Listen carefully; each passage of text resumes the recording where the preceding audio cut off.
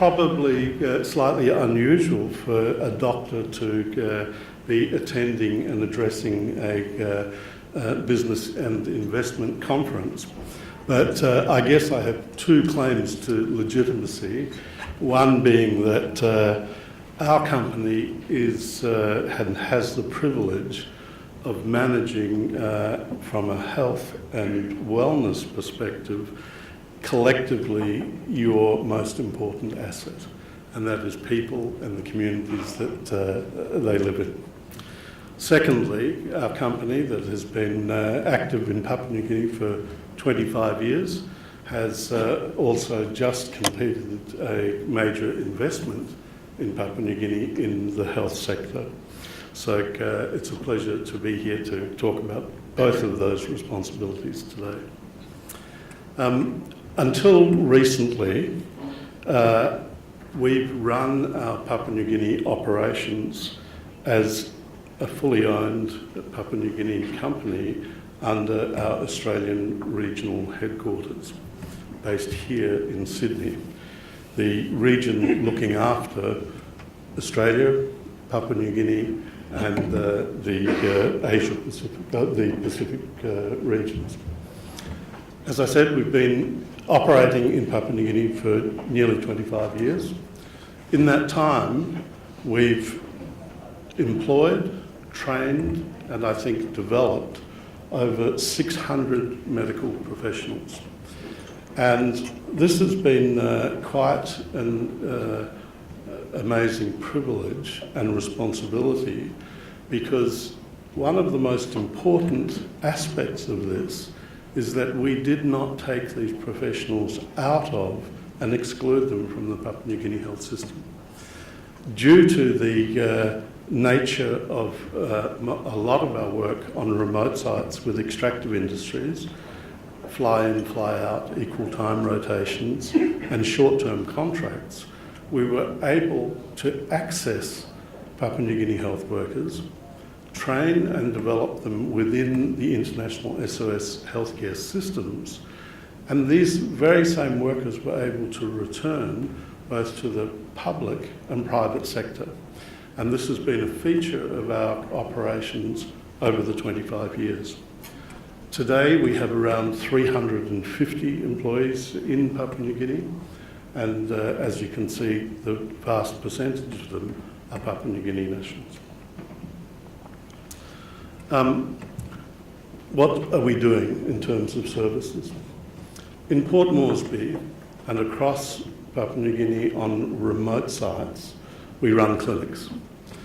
These clinics provide primary health care, diagnostic services, most importantly emergency health care, and specialist referral to appropriate medical resources. So we are taking, on behalf of the company, an enormous responsibility to look after and nurture the employees of the company. In addition, the sites are supported by a 24-hour air ambulance service. And as many of these sites are on industrial sites, obviously occupational health, and I think world-class occupational health surveillance and management is a hallmark of the service. Again, due to the remoteness of many of the clients' activities, we face enormous challenges in helping the companies deal with the risk of public health disease outbreaks. Things like malaria and other infectious diseases are part and parcel of the remote site risk companies are facing. And so through our medical consulting and the development of services, we're doing an enormous amount with and for the companies at the community level to not only look after the communities, but indeed to protect the health and well-being of the workers, very often being derived from those existing communities. The activities of our company were firmly based originally with the extractive industry, oil and gas, mining, and the exploration groups and service groups associated with the industry. So really our charter has been to help these companies deliver their duty of care to their employees through the high quality healthcare that we provide on the facilities, but also through industry compliant and nationally compliant occupational health programs. And through the public health agenda, we're able to assist the government and the Ministry of Health in the delivery of the solutions to tackle the infectious diseases challenges of the remote communities of Papua New Guinea. We're very well known, of course, for our medical evacuation services. This is a flagship of our company, but actually only a very small amount of what we do. We established the first professional and dedicated air ambulance service in Papua New Guinea in 1999, PNG Air Rescue. Today, we are supporting all of the remote sites in PNG through the use of PNG airframes to access Port Moresby medical services. And indeed, from Port Moresby, and on occasions, we are taking people to the mainland of Australia, to Cairns, Brisbane and Darwin as preferential tertiary medical centres in extreme cases. The medical evacuations are coordinated through our centre here in Sydney. And to transport people in extreme medical conditions is not easy. It's not just a question of an aeroplane and medical attendants looking after them. It's extremely complex. Flying in Papua New Guinea, very, very complex. The availability of aircraft, not always guaranteed, and the access to remote environments, often compromised by situations of weather. So the coordination of these activities and the medical support is vital. Even bringing a patient to Australia, there's never a guarantee of an intensive care bed. If you have a bad burns case, a case requiring intensive care, tremendous amount of coordination between the hospitals in Brisbane, between the hospitals in Cairns and Darwin, to even accept a patient. So medical evacuation has to be coordinated medically as well as the physical delivery of the service. And you can see here one of the planes and ambulances in Papua New Guinea that are the basis of the operation. The kinds of clinics we run, this is an example of the Port Moresby Clinic. Very much, I would say, what we would say is a standard of international healthcare across the world and across the International SOS organisation. This is an example of a remote site, and Peter Botten spoke today about the commitment oil search and the extractive industry has towards creating infrastructure on the back of their social footprint. This is the Lahia Medical Centre that we've been involved in since the inception of the project. And this is a 21-bed hospital. Very interesting because not only does it manage the healthcare of around 4,500 mine workers, but indeed it is providing healthcare services, hospital services, to the total population of the Lahia Island group, which numbers around 35,000. And to show the level of activity, imagine there are 47,000 outpatient attendances per year, and around 1,000 babies a year are delivered in this hospital. So the point I think that Peter Botten was making was that due to the involvement of extractive industries, infrastructure is being developed And that infrastructure is being shared not only by the employees of the company, but indeed by the impacted communities.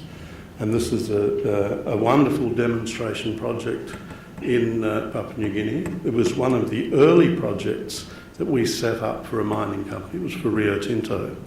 On the back of this project, Rio Tinto changed their whole operating agenda on their mines throughout Asia and Africa. And we partnered with Rio Tinto on the back of the Lahia success to build similar facilities in Indonesia and in the African continent where they're operating.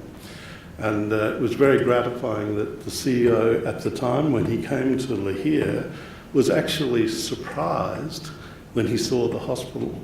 And they had a board meeting on the mine site, and he said that one of the great revelations was that they were doing healthcare to this extent. And he said it was a board meeting designed to discuss the economics and the future of the Lahia gold mine, and instead it changed the way the board started to think about their own social responsibilities. So it was a tremendous feather in the cap of the Papua New Guinea operation. We also do a lot of work for the Australian government, who are very well represented, of course, in Papua New Guinea. We look after all Commonwealth government employees under our International SOS programs. And with the Australian Federal Police, we have set up emergency clinics for their two operations in Port Moresby and Lae. And these clinics are embedded in the excellent infrastructure of Pacific International Hospital. So within the hospital, we've created a dedicated service for the Australian Federal Police. The other very publicised work that we do in Papua New Guinea is both in mainland Australia and Manus and Neri. We are looking after the detention health environment for the Australian government. A very complex project, but one that I think without proper healthcare and the provision of security could never have been established. So I want to move from the clients that we look after to what for us has been a major investment in healthcare in Papua New Guinea. In July of this year, we decided to change the status of our company from a fully owned company and invest in the future and the infrastructure of healthcare in Papua New Guinea. We have established a joint venture with Pacific International Hospital. The hospital itself is a public-private partnership with the government and landowner representation, and we have joined forces with them to develop capacity within the health sector, and through this arrangement, I think ensure a long-term and sustainable future for us as a healthcare company operating in Papua New Guinea. The hospital, Pacific International Hospital, is, many of you living in Papua New Guinea would know it, it's an extremely ambitious project. It's bringing a level of private healthcare to Papua New Guinea that hasn't existed before.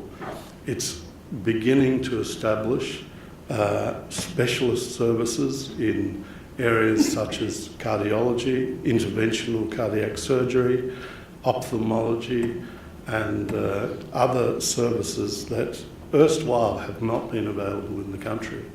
This can only occur and continue to occur with investment.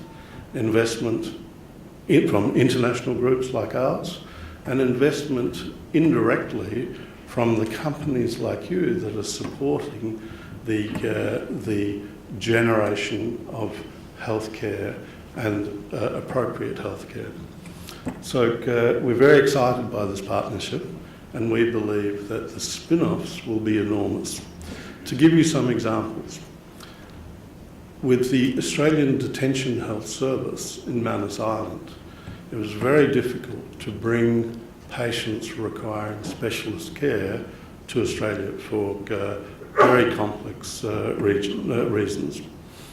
So the Australian government said that they wanted to furnish this care, and how could it be done in Papua New Guinea? So we worked with the Australian government and Pacific International Hospital to establish diagnostic equipment and specialist services, which one looked after the detention health environment, but secondly was then established and became a benefit for all Papua New Guinean citizens who are using the hospital. PIH, because of their government and landowner involvement, also have a strong social commitment to provide these services to not only privately insured patients, but indeed as health services across the spectrum. And these examples are multiple. The ExxonMobil project and the Lahia mine both had problems with high incidence of tuberculosis.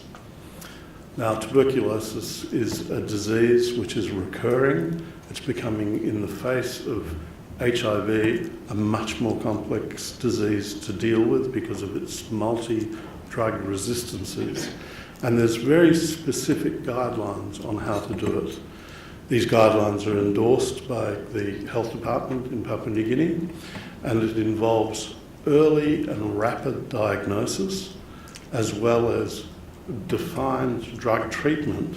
And the drug treatment is so sensitive, and these emerging resistances are so sensitive, the methodology is to directly deliver the treatment on a daily or weekly basis to the patients. So the system exists, but the infrastructure in Papua New Guinea is not comprehensive enough to deliver that.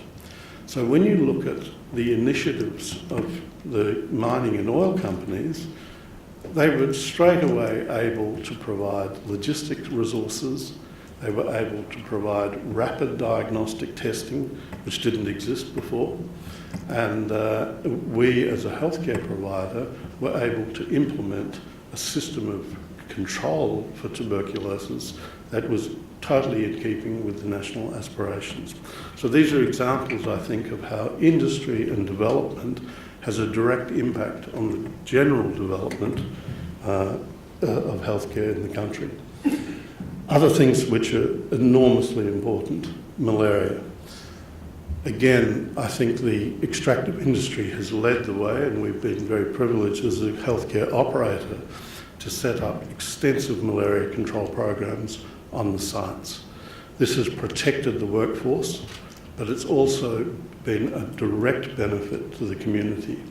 And if you look at a project like Lahia, the statistics are quite extraordinary. In 2009 to now, there's been an 8-fold reduction in the number of malaria cases. Children no longer are dying of malaria because there's an active case detection and people are picked up and treated very rapidly. And these control programs, which involve spraying and bed nets and larviciding of water and the drainage of water, is showing that there is a direct impact from the presence of extractive industries to their host communities. In Papua New Guinea, the extractive industry are now funding an enormously interesting program. Now that malaria is being controlled, the next step is to try and eradicate it. And there are mass drug distribution programs planned on these sites to totally eradicate malaria from the communities that are suffering from it. It's still very experimental, but tremendously optimistic. You can see here some of these programs. There's a YAWS program in the Lahia Islands. YAWS is a terrible affliction of chronic ulcerative, painful ulcers that erode into the bone, untreatable until recent times, when we discovered that a simple antibiotic delivered comprehensively across not just people with the ulcers, but people who are harbouring and holding the bacteria can be completely eradicated. On the Lahia Island, the year before the program, we had 450 cases of yaws. After a mass drug treatment done twice a year, last year there were only 30 cases, and we believe that this will be eradicated with comprehensive coverage within the next year. So again, these exercises in filariasis control, TB, malaria, tremendously productive and real advances in healthcare. Lastly, I'd like to finish though with something that is probably less evident to all of you, but what I think is now really the greatest healthcare challenge within Papua New Guinea. And that is what we call the non-communicable disease agenda, or NCDs. You're going to hear a lot more about this because as we're winning the battle against infectious diseases, today across most of the world, the developing world and the developed world, we are losing the battle of non-communicable diseases. These are the diseases of prosperity: heart disease, stroke, cancer, respiratory diseases, diabetes, mental health diseases. These are the afflictions of modern society. They manifest by simple things like people with raised blood pressure, high lipid contents. And we are seeing now that we have a unique ability, again through industry, that is looking after its employees, that is doing periodical health checks, that is running occupational health programs. Not only can we identify these causes, but we can start treating them early. The level of this problem is enormous. We believe that in the last 10 years, the incidence of ischemic heart disease has doubled in Papua New Guinea. The incidence of diabetes is increased 3 to 4-fold. So the burden of disease is enormous. 35% of people in Papua New Guinea will die prematurely of these diseases before 35% of people between 30 and 70 years will die prematurely. So this is a health crisis. It's absolutely beholden on us now to start treating these as aggressively as perhaps we've been treating the infectious disease environment.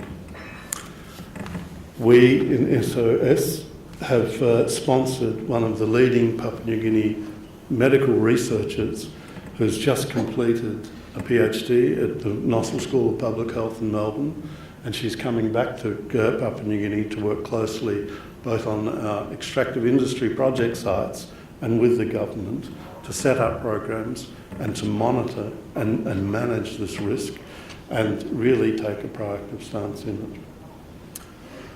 So we have a great challenge. We are working with the government, with the health ministry, through the public-private partnerships, through our partnerships with the extractive industries and our clients to take on this health burden, and through our new investment in the country, we're going to be there for a long time. Thank you very much.